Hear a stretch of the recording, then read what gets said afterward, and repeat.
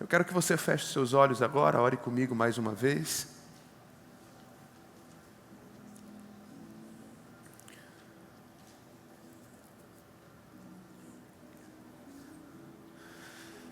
Prepara o teu coração para aquilo que Ele quer falar, para aquilo que Ele quer te revelar, para aquilo que Ele quer trazer ao teu entendimento.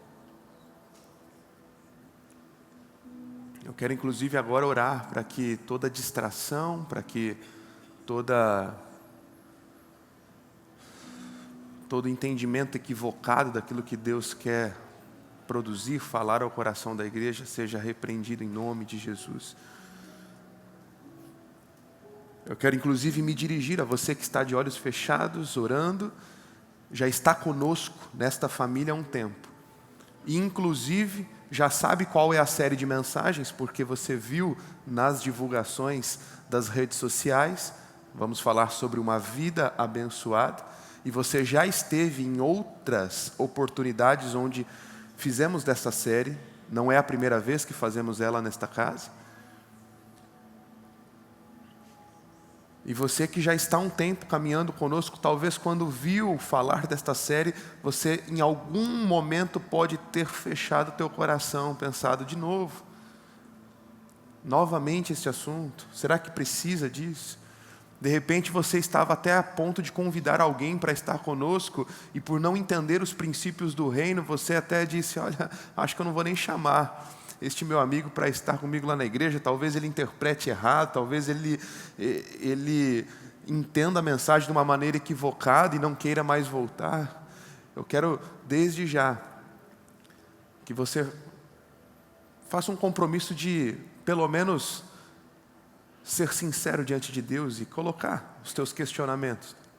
Não tem problema algum em colocar questionamentos a Deus, mas faça prova do Senhor. Ele mesmo diz que quanto a este assunto você pode fazer prova dele.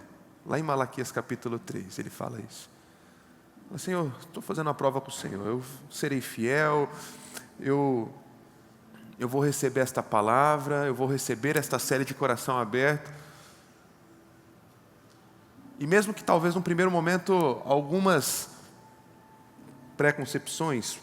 preconceitos e entendimentos equivocados estejam fechando teu coração, diga ao Senhor, Pai, eu creio que esta casa é uma casa de oração, eu creio que este lugar é uma família para pertencer, eu creio que o Senhor me trouxe aqui para fazer parte desta família. E se o que está sendo pregado neste púlpito é verdade, se uma série como essa é necessária para a minha vida, eu estou de coração aberto, eu vou receber tudo aquilo que o Senhor tem para mim. Inclusive, eu sinto no meu espírito, inclusive, que a palavra que eu falei sobre trazer visitantes trazer alguém que não conhece a Jesus é muito pontual e específica. Você pensou exatamente isso quando viu a divulgação da série, que você estava tentando trazer alguém e por saber que a série é sobre uma vida abençoada e trata sobre aspectos financeiros, você travou e fechou o coração em fazer o convite a este amigo querido com medo do que ele vai pensar. E hoje, nessa tarde, você vai ver como Deus vai tocar corações, independentemente do assunto que está sendo tratado, porque falaremos sobre coisas espirituais. E eu quero declarar que você vai sair daqui com um coração ainda mais missionário, com mais vontade de trazer alguém para também ser abençoado, para também receber um toque de Jesus no coração. Senhor, nós nos apresentamos diante do Senhor com o coração tranquilo, com o coração quieto. Aquietamos o nosso coração quanto a qualquer outras vozes que estejam tentando atrapalhar o nosso entendimento. Jesus, eu oro agora para que toda distração seja repreendida em nome de Jesus. Eu oro agora junto com o teu povo, dizendo que a nossa atenção não estará dividida. Nós damos foco, atenção somente naquilo que o Senhor quer falar, somente naquilo que o Senhor quer fazer, certos de que viveremos uma tarde extraordinária, assim como foram nas celebrações anteriores. Faz de novo, faz de novo, faz de novo. Vem, Jesus, nós clamamos, toca as nossas vidas, desde o coração mais fechado, mais angustiado, quebranta-nos e com a Tua boa palavra nos transforma. Oramos assim, certos e confiantes que o Senhor fará grandes coisas em nosso meio nestas 7 semanas. No Teu nome, Jesus, nós oramos. Amém e amém. Glória a Deus. Eu já ia me esquecendo, família. Sexta-feira temos uma sexta temática bem especial aqui, que é a nossa celebração country.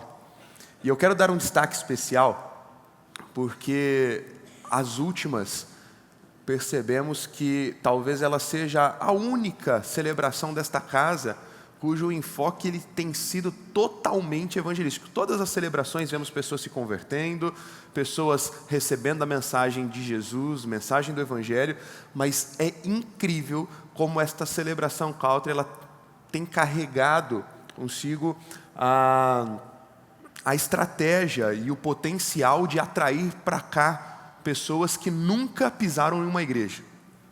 Você sabe, é muito forte aqui em Araçatuba, aqui na região, a cultura, né, a cultura country, do agro, a exposição agropecuária sempre foi muito forte. Hoje está um pouquinho mais fraco, mas sempre foi muito forte. Agora a BQM, enfim.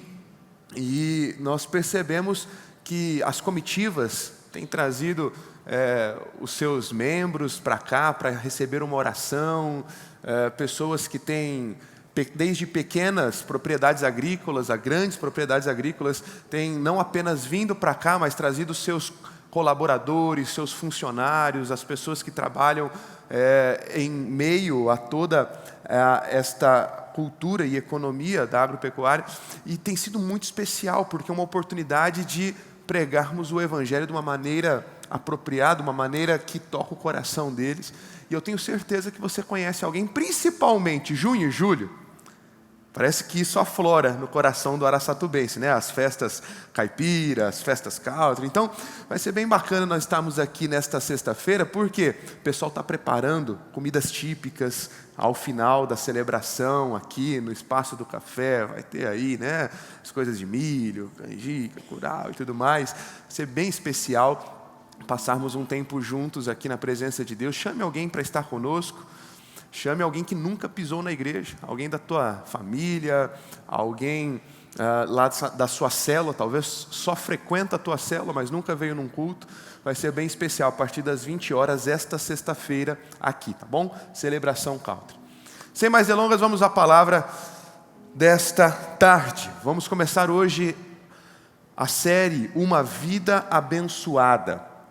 A nossa cultura, ela está saturada de falsos ensinamentos sobre o que significa ser abençoado. E a grande pergunta para nós durante estas semanas é: o que a Bíblia fala sobre isso?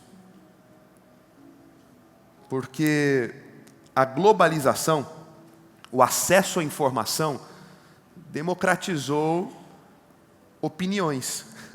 Então hoje todo mundo tem opinião sobre tudo. É sobre ser abençoado? Eu tenho a minha opinião sobre o que é ser abençoado. Hoje, nós estamos em clima de Copa do Mundo. Todo mundo é um comentarista futebolístico em potencial dentro das suas redes sociais, dentro do seu WhatsApp. É assim, política, já, né? Já começa as tretas da política. Também, todo mundo quer ser especialista, todo mundo quer adaptar. E assim, existem os prós e os contras, né? Mas é bom que as pessoas têm voz, as suas vozes reverberam pelas redes sociais e afins. Entretanto, algo tem que estar cravado no entendimento do cristão. No que diz respeito às coisas espirituais e no que diz respeito à vontade de Deus, não existem achismos. Não existem opiniões próprias. Porque eu acho que ser abençoado. Eu penso que ser abençoado é. Eu preciso ficar com o que a palavra de Deus me diz. Eu preciso ficar com o que a Bíblia me ensina sobre as questões mais simples e também as mais complexas da vida humana. Então vamos para a palavra. Vamos entender o que é ser abençoado segundo a palavra e como podemos então viver uma vida abençoada. O que realmente significa bênção? Onde começa a bênção? E onde está a real fonte de uma vida abençoada? Se formos a origem certa e de lá partirmos, então a nossa rota vai estar correta, ajustada, e os resultados vão ser o que Deus planejou. Antes de começarmos de fato a série, é interessante que nós lancemos aqui alguns fundamentos, 3 fundamentos ou 3 premissas básicas para a gente poder continuar esta série. A primeira, que eu preciso já lançar, o primeiro alicerce, o primeiro fundamento para nós nestas 7 semanas, é que você precisa entender que não é apenas sobre dinheiro. Falar sobre bênção, falar sobre uma vida abençoada, não é apenas sobre dinheiro. Quando ouvimos a palavra bênção, muitas vezes associamos a uma bênção financeira.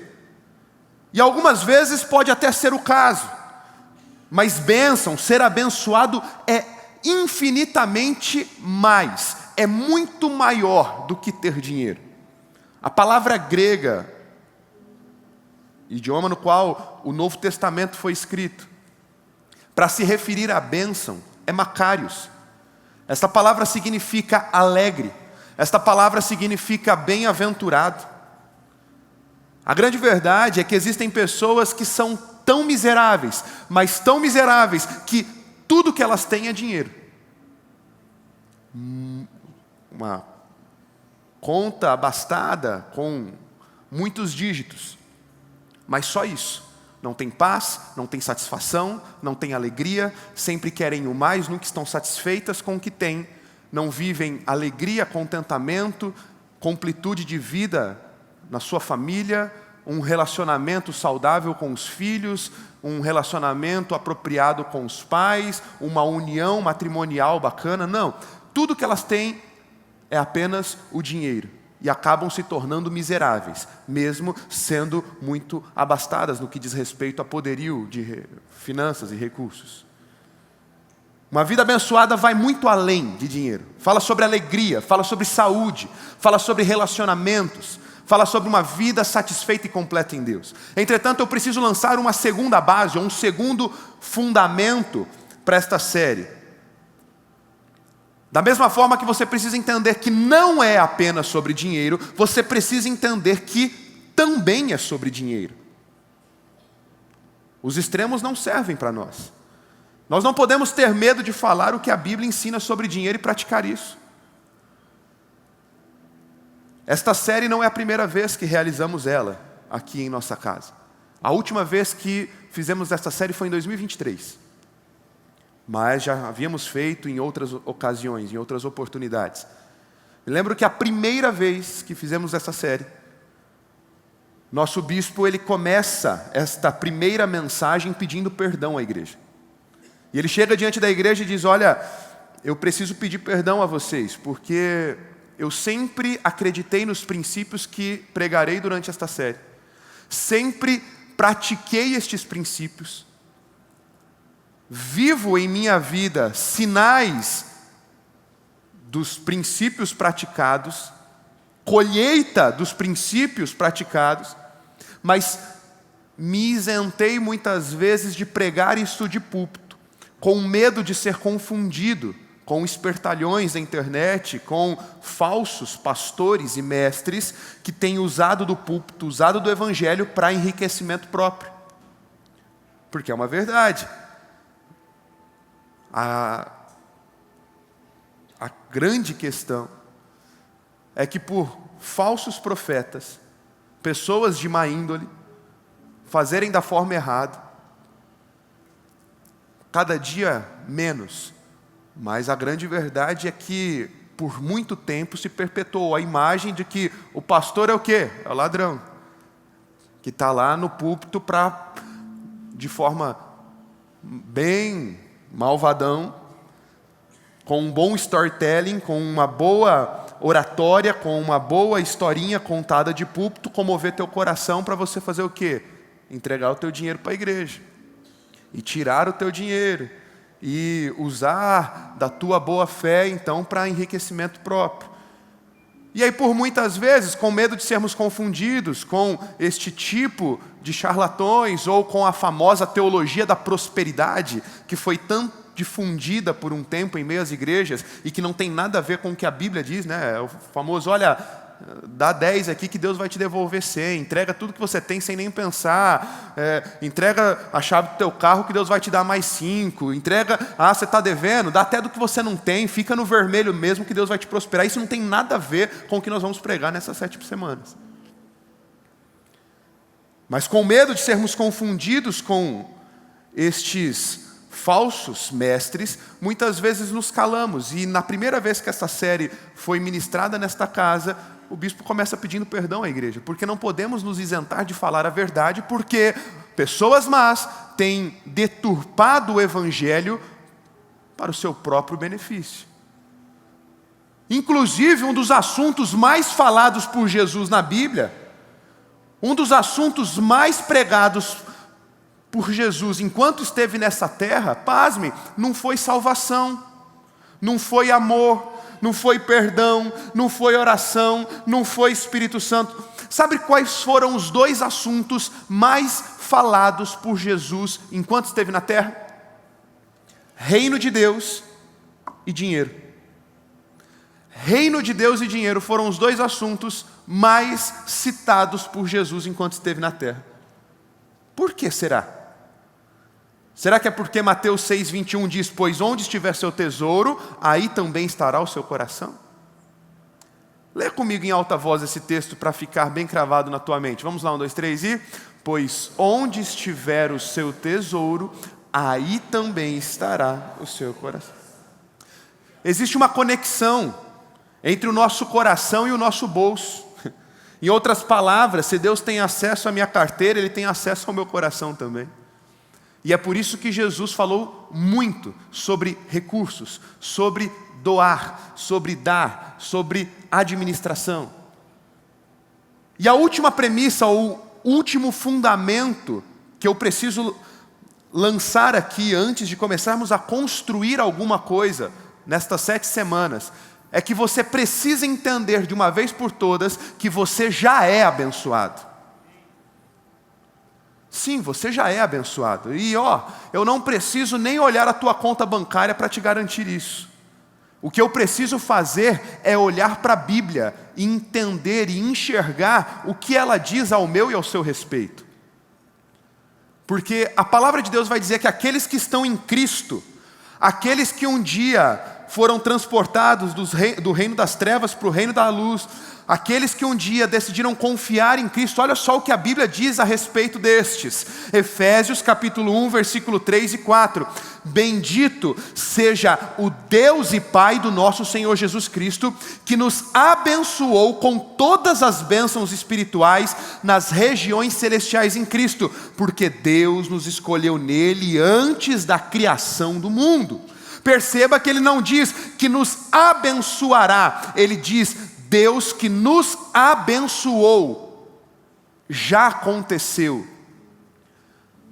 E é por isso que você precisa hoje entregar não um envelope com dinheiro diante do Senhor, mas hoje você precisa tomar uma grande decisão, entregar a tua vida, entregar o teu coração a Jesus.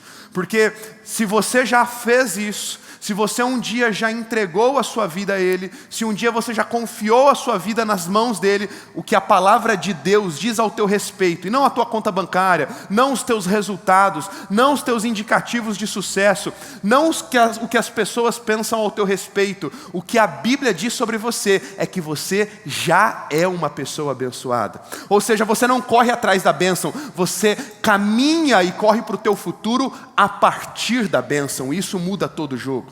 E você precisa ter isso muito cravado, você precisa ter isso muito firme no teu coração. Você não trabalha para alcançar a bênção, você trabalha a partir da bênção. Você é abençoado por Deus e nada e ninguém pode mudar isso. Nesta série Uma Vida Abençoada, você vai ser encorajado e desafiado a mudar a maneira como pensa sobre generosidade, sobre plenitude de vida. E é por isso que eu quero mais uma vez fazer um apelo a você. Se você de repente estava com o coração endurecido por não gostar do tema, abra o teu coração. Jesus falou sobre isso e a igreja dele vai falar sobre isso. O nosso desejo não é que você, ao final destas 7 semanas, entregue mais recursos à igreja. O nosso desejo ao final desta série é que você entenda e pratique princípios que estão contidos na palavra de Deus, para que você tenha a tua vida transformada, para que você tenha a tua vida mudada, para que a vida e história da tua família seja diferente. Eu quero inclusive convocar você para junto conosco jejuar durante estas 7 semanas, durante estes 40 dias. Faz um propósito diante de Deus. Tire uma refeição, tire doces, tire massas, carne vermelha, não sei, refrigerante. Faça um propósito, redes sociais, não sei, o que Deus colocar no teu coração. Faça um voto, faça um propósito com o Senhor. Fala, Deus, eu posso não entender tudo acerca ainda deste assunto, mas eu fui convencido, se o Senhor falou muito enquanto aqui esteve na terra, é porque é importante para mim, e eu vou viver isso. Abra um jejum, abra um propósito em família. Marido, conversa com a esposa, esposa conversa com o marido, façam um propósito em família juntos. Façam esse desafio, 7 semanas. Daqui 7 semanas nós voltamos a conversar. E eu tenho certeza que muitos testemunhos vão surgir a partir de posicionamentos de obediência e coragem. Vamos juntos num engajamento coletivo, em um propósito coletivo. Eu tenho certeza que a tua família, carreira, saúde, relacionamentos não serão mais os mesmos depois de mergulhar nesta série. Dado então os fundamentos, dado então uma introdução a esta série, eu quero conversar com você nesta primeira mensagem sobre o teu coração. Este é o título da primeira mensagem, é tudo sobre o coração. Você que está anotando, anote, é tudo sobre o coração. Eu tenho 3 textos para ler, peço que você somente acompanhe a leitura, os textos estarão projetados nos telões laterais. Provérbios 4, 23, Mateus 7, de 1 a 2, Lucas 6, 37 e 38. Vamos lá. Acima de tudo, guarde o seu coração, pois dele depende toda a sua vida. Não julguem para que não sejam julgados, pois da mesma forma que julgarem, vocês serão julgados, e a mesma medida que usarem também será usada para medir vocês. Não julguem e vocês não serão julgados, não condenem e não serão condenados, perdoem e serão perdoados, deem e será dado a vocês uma boa medida, calcada, sacudida e transbordante será dada a vocês, pois a medida que usarem também será usada para medir vocês. O ato de dar começa com uma atitude de coração, por isso nós precisamos falar sobre coração nesta primeira mensagem. Tudo tem a ver com a essência do ato, com a forma como damos e entregamos a Deus em adoração, seja tempo, seja recursos, seja dons e talentos. Uma pergunta simples, nos 3 textos que nós acabamos de ler, você viu a palavra dinheiro? Em algum dos versos que nós acabamos de ler, você viu alguma unidade monetária? Você viu a palavra dinheiro aqui sendo usada? Viu ou não? Não. O contexto dos versículos que lemos fala sobre julgamento, fala sobre perdão, fala sobre julgar ou não julgar. A palavra dinheiro, ela não aparece nos versos, mas muitas vezes quando nós lemos o versículo 38, da medida, sendo boa, calcada, sacudida e transbordante, nós já associamos ao dinheiro. Sabe por quê? Porque quando nós ouvimos a palavra dar, e aqui o contexto fala sobre dar, ou liberar, ou entregar perdão, nós já fazemos uma associação direta às finanças. E eu quero te propor que entrega é muito além de recursos financeiros. Entrega é uma das essências do Evangelho. Afinal, como nós podemos pregar um evangelho que nos foi dado de graça por meio de Cristo, sem falar em doação, sem falar em entrega, sem falar em dar? Lembre-se de João 3,16, o versículo mais conhecido da palavra de Deus. Deus amou o mundo de tal maneira, e Ele fez o quê? O que ele fez? Ele entregou o seu Filho. O Filho de Deus vem na terra, e para então nos dar salvação, ele faz o quê? Ele se entrega. O Evangelho aponta para a entrega. Uma das essências do Evangelho é a entrega, é a doação, é o dar. E é por isso que esta mensagem se aplica a todos os aspectos da tua vida. Toda entrega começa com o coração. E não há como você ser um cristão melhor se você não aprender sobre entrega. Não há como você ser um marido melhor se você não se entregar mais. Não há como você ser uma esposa melhor se você também não se entregar mais. Não há como ser um filho melhor se você não se entregar mais. Não há como ser um patrão melhor se você não se entregar mais. Não há como ser um colaborador melhor se você não se entregar mais. Não há como ser um cristão melhor se você não se entregar mais ao que faz, ao que foi chamado para fazer, ao teu propósito. Jesus disse que onde estiver o seu tesouro, ali também está o seu coração. E algumas pessoas podem insistir em dizer: a igreja está atrás do meu dinheiro. E eu te digo, não, a igreja não está atrás de nada. A igreja pura e verdadeira, ela está atrás de cumprir os propósitos de Deus. Agora, Deus sim está atrás de algo, e não é do teu dinheiro, porque Ele é o dono do ouro e da prata. Ele está atrás do seu coração. Mas Ele também sabe que o seu dinheiro mostra onde está o seu coração. Que a forma como você administra os recursos que Ele te deu apontam para como está o seu coração. E existe uma conexão enorme entre o coração e o bolso. E é por isso que, como já disse há pouco a vocês, se Deus tem acesso à tua carteira, com certeza Ele terá acesso ao teu coração. Você quer o seu coração no reino de Deus? Coloque o seu tesouro no reino de Deus, porque ninguém em sã consciência deixa dinheiro investido onde não se importa. E é por isso que a Bíblia fala tanto sobre isso. A palavra crer é usada 270 vezes na Bíblia. A palavra orar 371. A palavra amor 714. Mas quando você olha para a palavra dar ou entregar, esta palavra é usada 2162 vezes na Bíblia. Porque Deus é um Deus generoso, que quer que os seus filhos também aprendam a ser generosos, abertos, entregadores. Este é o cerne da mensagem. Esta é uma questão de coração. Portanto, então fica uma pergunta para nós: como desenvolver um coração generoso? Como adquirir esta grande característica e essência do Evangelho, que é entregar-se, que é dar, obedecendo e praticando as Escrituras. Vamos falar um pouquinho sobre riquezas, para já quebrar também algumas preconcepções, alguns preconceitos, para já alinharmos o nosso posicionamento com o posicionamento bíblico. Deixa eu te explicar algo. Deus fez a terra rica. Deus fez a terra rica. Olha a complexidade da criação. Olhe quantas coisas Deus entregou ao homem. Não foi do plano de Deus haver pobreza e miséria. A fome, a pobreza, a miséria, ela vem à terra por conta de um coração pecaminoso e egoísta do ser humano, após a queda. O plano perfeito dos céus é que a terra abençoasse a todos. Deuteronômio capítulo 15, versículos 4 e 5, olha só comigo o que diz a palavra de Deus. Assim, não deverá haver pobre algum no meio de vocês, pois na terra que o Senhor, o seu Deus, está dando a vocês como herança, para que dela tomem posse, Ele os abençoará ricamente, contanto que obedeçam em tudo ao Senhor, o seu Deus, e ponham em prática toda esta lei que hoje estou dando a vocês. Família, preste atenção, olha o que ele está falando no início. Não deverá haver pobre algum no meio de vocês. Preste atenção no que eu vou te falar. Preste atenção, porque isso aqui é muito profundo. E você precisa interpretar isso aqui da forma certa.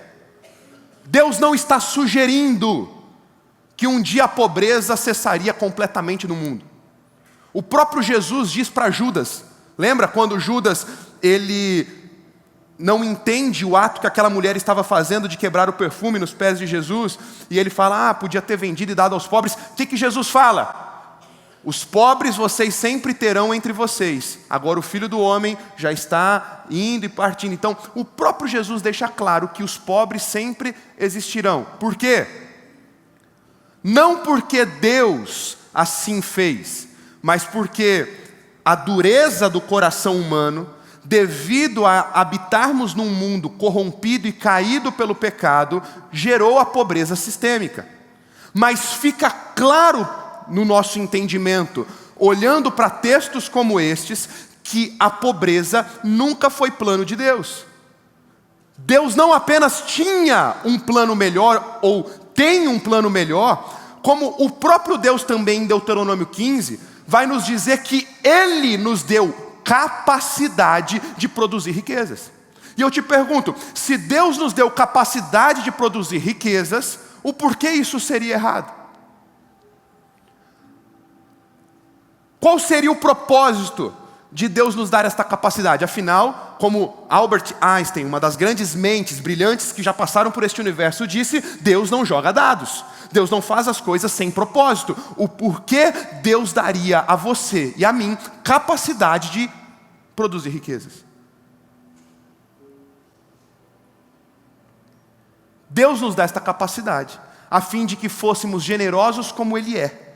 E através da expressão de entrega e amor que recebemos dele de graça também compartilhássemos, e assim então a pobreza sistêmica tivesse um fim, ou seja, diminuíssem as desigualdades e diminuíssem os pobres entre nós. Pastor, me mostra isso na Bíblia aí, Deuteronômio 15, 7 e 8. Olha o que ele dá de instrução aos israelitas. Mas fique comigo, que eu vou me fazer ainda mais claro. Você vai entender onde eu quero chegar. Olha só. Se houver algum israelita pobre em qualquer uma das cidades da terra que o Senhor, o seu Deus, está dando, não endureçam o coração, nem fechem a mão para com seu irmão pobre. Ao contrário, tenham mão aberta e emprestem-lhe liberalmente o que ele precisar. E aqui eu preciso me fazer um pouco mais claro. Me permita me aprofundar um pouco mais nesse assunto. Se Deus deu capacidade ao homem de produzir riquezas, eu te pergunto, da onde vem este ódio disfarçado de amor, disseminado nas redes sociais e afins, aos milionários, bilionários e mega empresários de sucesso, que a turminha da lacração, que a turminha do mundo utópico da igualdade e sociedade igualitária está pregando, senão uma estratégia maligna. Olha aqui para mim, que existem alguns extremos, eu concordo. Capitalismo selvagem, que não pensa nas pessoas, só pensa no enriquecimento próprio, também não vem de Deus. Também não está na Bíblia. Entretanto, esta historinha de ódio aos milionários, ódio aos megas empresários, luta de classes, eu contra você, um contra o outro. Onde que você está enxergando isso na Bíblia? A capacidade de produzir riquezas vem de Deus. E qual que é o objetivo? Ser refrigério. Ser ponte de mudança à vida dos mais vulneráveis. E sim, ao passo que existem alguns que não entenderam o propósito da riqueza, e eu falei no início, são tão miseráveis que tudo que tem na vida é dinheiro, existem muitos outros que têm buscado em Deus esta capacidade de produzir riquezas através de processos, através de trabalho duro, através de boa gestão, através de boa administração, e Deus tem os prosperado para que sejam sombra para muitas e muitas famílias. Quantos destes mega empresários, multimilionários, que são tão odiados pela turminha da lacração, têm empregado a multidões de pessoas, a milhares, milhões de famílias. Entretanto, a turminha do oba-oba, iludidos por um governo que usa eles como massa de manobra, insistem em defender a pobreza e transferir para a esfera pública a responsabilidade de prosperar. Ou não é essa a ideia de um governo paternalista, que deveria ser teu pai? O governo é o teu pai, o governo que tem que te dar tudo. E aí você acha que o governo está te dando, mas ele não está te dando. Porque antes dele te dar, ele já roubou de você aonde? Na carga abusiva de impostos que ele tem colocado sobre a tua vida. E aí o bonitinho, ele fala, não, porque o governo é bom, ele está me dando muitos benefícios. Benefícios onde? Ele já te tomou antes nos impostos. E a turminha não percebe. Biblicamente, a responsabilidade de prosperar um povo nunca foi do governo. Inclusive fica a dica para você que está colocando expectativa de sucesso, de vida abençoada nas eleições de 2026. Tua esperança não tem que estar na direita, não tem que estar na esquerda, não tem que estar no centro, não tem que estar embaixo, não tem que estar em cima. O povo de Deus não se move por governos, não enriquece por governos. O papel bíblico do governo é só não atrapalhar. Infelizmente, muitos desses estão atrapalhando. Mas, biblicamente, ele só devia não atrapalhar. A capacidade de produzir riqueza, Deus deu ao povo dele. Deus deu para você. É para você fazer. E aqui que está a diferença do socialismo para o evangelho. E eu preciso falar isso. Porque eu estou vendo uma turminha, eu lido com jovens diariamente. Eu estou vendo uma turminha pegando textos isolados da Bíblia. E falando, está vendo? Jesus mandou dividir o pão, está vendo? Os apóstolos dividiam tudo que tinham. Jesus e os apóstolos eram socialistas. Vamos deixar claro aqui qual que é a diferença do socialismo para o evangelho? No socialismo nada é seu. Tudo é do governo e ele divide como ele quer. E a grande verdade é que na maioria dos governos socialistas, a boa parte do bolo fica com os poderosos do governo e a sociedade vive uma vida que o governo permite viver. E o evangelho não é isso. O evangelho é sobre você repartir, você compartilhar, você dividir daquilo que é teu, de acordo com o que Deus colocou no teu coração. Essa é a diferença e ponto final. Quando os apóstolos dividiam seus bens, suas terras, dividiam do que eles tinham conquistado. Dividiam do que o seu trabalho os permitiu desfrutar. Então a próxima vez que você vir nos internets e afins, a turminha tentando criminalizar aqueles que enriqueceram, disseminando estes tipos de pensamentos, de lutas de classe, como se houvesse demérito na riqueza e nobreza na pobreza, não caia nisso. Porque o próprio governo é o menos interessado em te ver enriquecer. Afinal, é na escassez que as pessoas se tornam mais fáceis de serem manipuladas. Eu te pergunto, estamos lidando agora com educação nesta família, Amor e Cuidado. Temos um colégio que, inclusive, temos tentado fazer a diferença no meio educacional. Eu te pergunto, por que não é do interesse do governo, por longos e longos anos, por muitas décadas, colocar dentro do plano de estudo das nossas crianças educação financeira? Por que não é do governo, não é do interesse do governo fazer com que os nossos filhos, os nossos adolescentes desde cedo aprendam a produzir riqueza, a enriquecer? Porque pessoas que estão na miséria, pessoas que estão passando por períodos de escassez, são mais fáceis de serem manipuladas. E logo começam então a batalhar por uma causa que nem é delas. Achando que estão conseguindo direitos, quando na verdade só estão sendo usadas.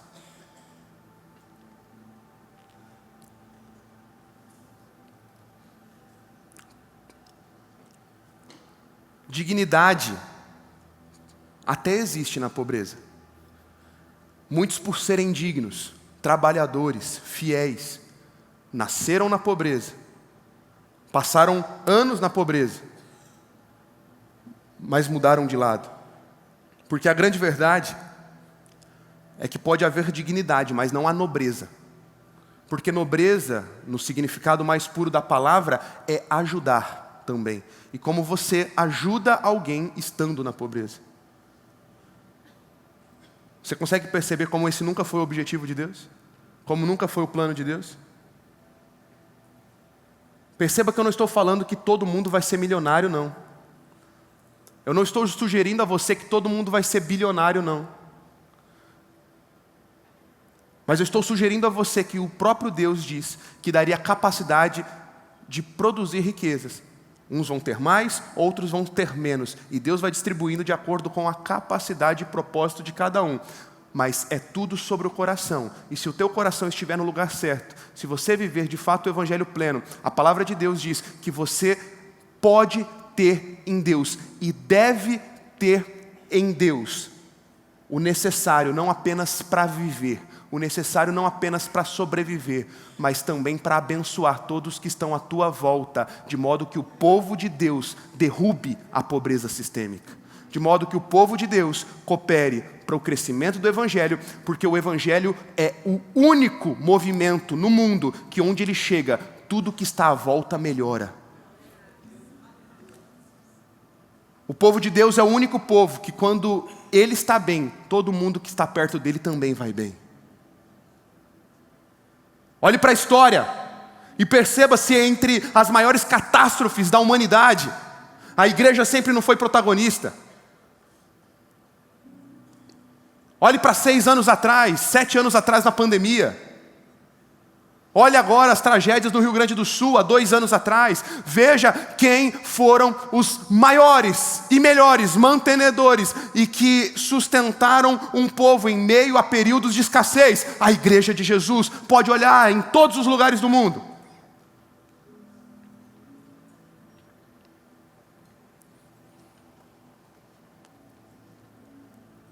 Há alguns anos eu já tenho tido a prática. Faço muitos casamentos, principalmente por lidar com jovens, a idade que o pessoal tem casado, então faço muitos casamentos, quase todo mês, pelo menos 2, 3 casamentos, e já há alguns anos eu mudei os votos. Hoje os noivos gostam de ler os votos, né? Cada um faz os próprios votos, mas às vezes a gente chega em um casamento e os noivos não fizeram, e aí a gente tem os votos prontos. E aí, você sabe, nos votos prontos sempre tinha na saúde e na doença, na riqueza e na pobreza. Eu mudei isso já há um tempo, eu não faço mais isso. Porque a pobreza ela aponta para uma identidade, a pobreza aponta para um lugar que Deus não te criou para estar. Pastor, como que você fala? Eu falo em momentos de abundância e em momentos de escassez. Pastor, qual que é a diferença? A diferença é que todos nós podemos passar por momentos de escassez, mas para o cristão, ele entende que ele não foi chamado para habitar naquele lugar. O momento de escassez é só uma entre-safra para aquilo que está preparado para aqueles que estão plantando, regando e passando pelos processos. Ei, nunca mais diga, porque eu nasci na pobreza, porque eu tenho orgulho de viver na Pindaíba, eu tenho orgulho de viver no vermelho. Para com isso, deixa eu te dizer algo. Você pode estar passando por um momento de escassez, mas saiba que Deus não te criou para escassez. Deus te criou para, independente do quanto você ganha, se 1, 2, 3, 4, 5, 10 salários mínimos, aprenda, se você não prosperar com 1 salário mínimo, você não prosperará com 10, 20, 30. Aprenda a estar satisfeito em Deus. E se estiver no momento de escassez, declare, é só a minha entre-safra. Eu estou plantando para o futuro. Deus me deu capacidade de produzir riqueza e eu não nasci para apenas sobreviver. Eu terei para minha família, eu terei para o meu sustento, para usufruir e para abençoar todo mundo que estiver à minha volta. É sobre isso que é o Evangelho.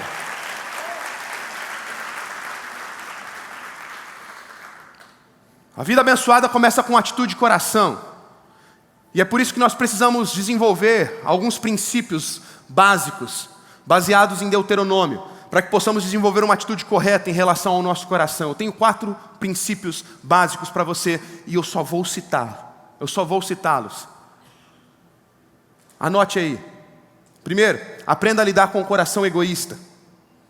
Perceba que no versículo 9 ele diz, cuidado, que nenhum de vocês alimente este pensamento ímpio. No 7º ano, o ano do cancelamento das dívidas, está se aproximando e não quero ajudar meu irmão pobre. Ele poderá apelar para o Senhor contra você e você será culpado pelo pecado.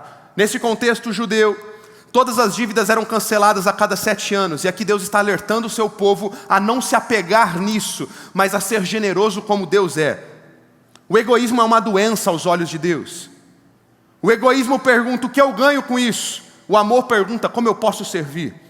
Se tem algo que eu tenho me incomodado profundamente é com essa cultura da Disney, que está tomando o imaginário coletivo da nossa sociedade. Que cultura é essa, pastor?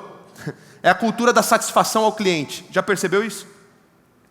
Porque você vai na Disney, Beto Carreiro, parques temáticos, tudo é para satisfazer o cliente. Tudo é para que os meus olhos brilhem. E aí a gente começa a fazer isso. Eu vou num restaurante, eu quero ter uma boa experiência. Eu vou num parque temático, eu quero ter uma boa experiência. Eu vou num jogo de futebol, eu quero ter uma boa experiência. E tudo certo. O problema é que a gente está levando isso para todas as áreas da nossa vida. Eu quero casar. Eu quero ter uma boa experiência no meu casamento. Então eu casei para ser feliz. Onde está na Bíblia? Você casou para fazer o outro feliz e cumprir propósitos através do teu posicionamento. O pior, o pessoal está trazendo isso para dentro da igreja. O que a igreja pode fazer por mim, pastor? Como que a igreja pode me servir? Nenhum pastor me liga, nenhum pastor me abraça, por que isso, por que aquilo? E eu sou favorável a nos sentirmos bem na igreja. Eu sou favorável à igreja entender que excelência honra os céus e abençoa as pessoas. Você é bem recebido nessa casa? Cadeira maravilhosa, ar-condicionado, bem recebido com um sorriso no rosto lá na entrada, maravilhoso. Mas tudo isso aqui é plus, é complemento. Se nada disso acontecer, você ainda precisaria amar a igreja de Jesus. Mesmo que você passasse despercebido por aqui. Igreja nunca foi sobre satisfação própria. Igreja sempre foi sobre entrega, sobre cultuar, sobre dar honra e glória àquele que é devido. Hoje, de manhã, sabe o que aconteceu aqui? Acabou a energia. Bem na hora que estava no meio do louvor. Não tinha mais o telão de LED, não tinha mais ar-condicionado climatizando, não tinha nem luz para a gente poder ler a Bíblia certinho. Não tinha esse sistema de som maravilhoso que faz minha voz chegar tão bem até você que está aí no fundo. Mas só com alguns violões, sem caixa de som para ligar, e no gogó, nós continuamos adorando e exaltando aquele que reina e vive. Sabe por quê? Porque não é sobre satisfação do cliente, não é sobre entrega. Tudo isso aqui é periférico. O nosso foco continua sendo Jesus Cristo e anunciar o nome dele a todas as nações. A gente precisa acabar com essa cultura da Disney, onde todo lugar que eu vou, eu preciso ter uma boa experiência. As pessoas precisam estar ao meu dispor. As pessoas precisam estar à minha disposição.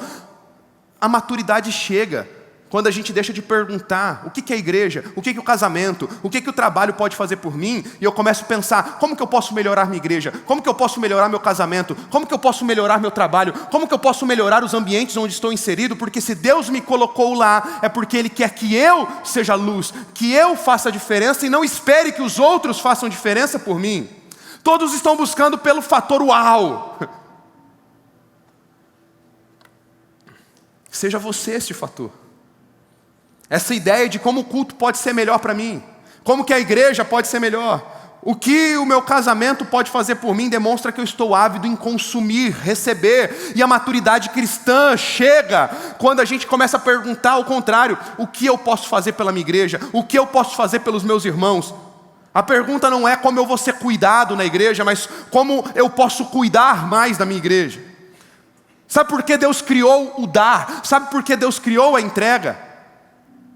Você acha mesmo que Deus precisa do teu dinheiro? Você acha mesmo que Deus precisa do teu tempo? Sabe por que Deus criou o dar? Porque Ele sabe que o maior ato para tirar o egoísmo do nosso coração é a entrega. Se o egoísmo é a doença, a generosidade é a vacina. O objetivo de Deus não é apenas nos dar coisas, é formar em nós um caráter que consigamos administrar bem as bênçãos sem nos tornarmos escravos dela. Nascemos orgulhosos, nascemos egoístas. Alguém precisa ensinar uma criança a não dividir o brinquedo e a ficar brigando com o outro? Alguém precisa ensinar uma criança a falar, é meu? Não precisa, mas por quê? Nascemos egoístas. E qual que é o antídoto? É a generosidade. Você que é pai, quando teu filho fala, é meu. Quando teu filho não divide os brinquedos dele com o amiguinho, com o irmão, o que você fala? Parabéns, isso aí, filho. Fica com você mesmo, parabéns, continue egoísta, isso, não divide nada com ninguém, é isso que você faz? Como que você ensina ele? Você, a duras penas, a um custo alto, Você vai tentando fazer, ele entrega, porque toda vez que ele entrega, aí você fala, não, vai lá dar um pouquinho para o tio. Aí a hora que ele dá, você fala, parabéns, parabéns, você é generoso. Todas as vezes que entregamos algo, nós estamos usando de um antídoto contra uma doença chamada egoísmo. Um segundo princípio para você, anote aí, aprenda a lidar com o coração ansioso. Aprenda a lidar com o coração ansioso. Deuteronômio 15:10 diz dele, generosamente, sem relutância. Precisamos entender que esta é uma questão do coração, ou seja, o egoísmo nos ataca antes de ofertarmos algo, e a ansiedade nos ataca depois que fazemos. Você já doou uma quantia importante ou um tempo investido importante, e posteriormente não recebeu tudo o que esperava receber? E para piorar, então o inimigo se levanta, dizendo que você não deveria ter doado, que você não deveria ter entregado, e trouxe aflição no teu coração. É porque você não estava com o teu coração no lugar certo. Quem dá, quem entrega recurso, tempo ou qualquer outra coisa, não está esperando a devolutiva. Portanto, não existe fracasso em entregar. Se eu entreguei, eu já obtive sucesso, independente do resultado. Porque eu não fiz por aquilo que eu vou receber, mas porque eu estou entendendo que Deus está trabalhando em mim para matar meu egoísmo. E é por isso que o meu coração não deve ficar ansioso. O coração quer confiar, mas a ansiedade fica perguntando, e se faltar? E se eu precisar desse tempo depois? E se eu precisar desse dinheiro depois? E se Deus não agir como eu espero? A ansiedade é como uma criança insegura, segurando um brinquedo. E acredita que se ela soltar, ela vai ficar sem nada. E ela aperta cada vez mais forte. Eu não sei se você já viu essa cena em casa, quem tem 2 filhos. Eu já vi essa cena exatamente na minha frente. Um pega, o outro pega. E aí os dois não quer dar um para o outro. E puxa, e puxa, e puxa, e puxa, e puxa. O que acontece? Quebrou o brinquedo. Os dois ficaram sem. É assim que a ansiedade faz conosco. A gente começa a fazer uma queda de braço com o nosso próprio espírito, que está sendo impelido pelo Espírito de Deus a entregar, a ser generoso, a ofertar mais tempo, a ofertar mais entrega, a ofertar mais coração diante de Deus, a ofertar sim recursos financeiros. Minha segurança não deve estar no que as minhas mãos têm, mas em quem sustenta a minha vida. Nós não estamos apenas dando, estamos devolvendo, tudo é dele. Terceiro, desenvolva um coração generoso. Deuteronômio 15:14, dá-lhe com generosidade. Nascemos egoístas, mas Deus quer nos transformar em pessoas generosas. O egoísmo pergunta, quanto eu posso guardar? A generosidade pergunta, quanto que eu posso abençoar? Deus quer que sejamos generosos como Ele é, Ele deu o seu próprio Filho. A diferença de um cristão imaturo para um maduro é a generosidade. Quando somos generosos, mostramos quem realmente nos governa. Um provérbio antigo diz, o que guardei, perdi. O que gastei, tive. E o que doei, eu tenho. O dinheiro, recursos, entrega, são os testes mais rigorosos da nossa fé. Por fim, um quarto apontamento que eu te dou hoje é desenvolva um coração grato. Olha a base que Deus usa para falar com o seu povo, a fim de que se tornassem generosos, a fim de que não se apegassem aos seus próprios bens, mas desenvolvessem uma mentalidade próspera. Ele diz, lembrem-se de que você um dia foi escravo, e o Senhor Deus o redimiu, e é por isso que hoje dou esta ordem. Lembre-se, a lembrança é a arma mais poderosa para a generosidade. Você com certeza tem motivos para agradecer. Traga à memória cada bênção que Deus tem derramado sobre a tua vida. O problema é que nós não tomamos tempo para contar as bênçãos, e a gratidão nasce no coração daquele que toma tempo para contar as suas bênçãos. Enquanto você está sempre esperando o próximo, quando Deus me der, quando as coisas melhorarem, em todos os aspectos de entrega. Dinheiro? Quando Deus me der mais dinheiro, esqueça, não é assim que funciona. É tempo, é para servir mais a tua esposa, é para servir mais o teu marido, é para servir mais nos ministérios, na igreja, os dons e talentos que Deus te confiou. Quando eu tiver mais tempo, esquece, não é quando você tiver mais. Se você não valoriza aquilo que Deus já te deu e consegue então entregar para combater o egoísmo, você nunca será fiel no muito. Porque só quem é fiel no pouco continua sendo fiel no muito e é colocado sobre o muito. Nunca vamos ganhar de Deus na generosidade. Ele é o maior doador, valorize o que Ele já te deu. Valorize o que Ele já colocou nas tuas mãos. A questão não é se Deus tem sido bom conosco, a questão é se estamos percebendo esta bondade. A diferença está justamente no coração. A ingratidão, ela sempre vai gritar, ainda não é suficiente, mas a gratidão vai dizer: Deus tem sido fiel até aqui. Ebenezer, até aqui o Senhor me ajudou, me sustentou. Quando nós lembramos que sem Jesus não éramos nada, não tínhamos nada, e agora olhamos para o cuidado dele, temos inúmeras razões para sermos gratos, satisfeitos e abençoadores. Porque os abençoados sempre são satisfeitos. Nós não damos para ter, nós damos porque temos. Quando você decidir lidar com o egoísmo e a ansiedade, você vai desenvolver este coração grato, generoso. Lembre-se, pois onde estiver seu tesouro, ali também estará o seu coração.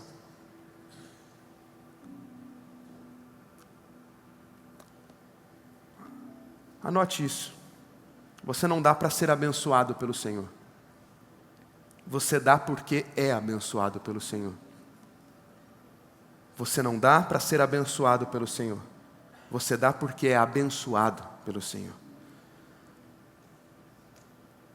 Sabe, nesta série, nestas 7 semanas, Deus vai te mudar de lado.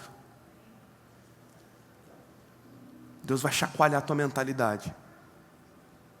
Mas para isso o primeiro passo precisa ser dado. Que primeiro passo é esse, pastor? É você que está aqui nessa igreja, que já está frequentando algumas semanas, e ainda não entregou o seu coração a Jesus, e ainda não entregou a sua vida a Ele, e ainda não se rendeu totalmente nas mãos daquele que pode mudar a tua história, mudar a tua família. É sobre o teu coração que nós estamos conversando hoje, porque não tem como combater o egoísmo, não tem como fazer e viver nada do que preguei hoje, se primeiramente você não render-se a Jesus. E eu vou te dar a oportunidade de fazer isso hoje ainda. E você que já se entregou a Jesus, eu espero que hoje alguns paradigmas, algumas amarras tenham caído da tua mente. Eu espero que você tenha entendido algumas coisas que falei. E a minha oração é para que aquilo que na minha humanidade não consegui te passar, que o próprio Espírito te convença. Mas algo tenho orado, e eu sei que todos nós, líderes, pastores dessa casa, temos profetizado. Ao final destas 7 semanas, vamos todos juntos mudar de lado. Vamos todos juntos entender que a partir da bênção, somos chamados a abençoar.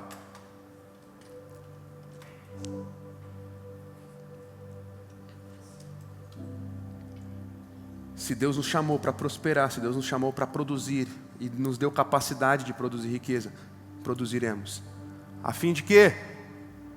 Sim, de que a sua vida melhore. Sim, que a tua casa tenha sustento. Sim, que você possa usufruir. Nós vamos falar sobre isso na série. Usufruir não é pecado, não. Você vai usufruir e muito daquilo que Deus quer te dar. Mas a fim também de que, junto com a igreja de Jesus, possamos transformar realidades, transformar cidades, transformar nações, pelo poder do Evangelho.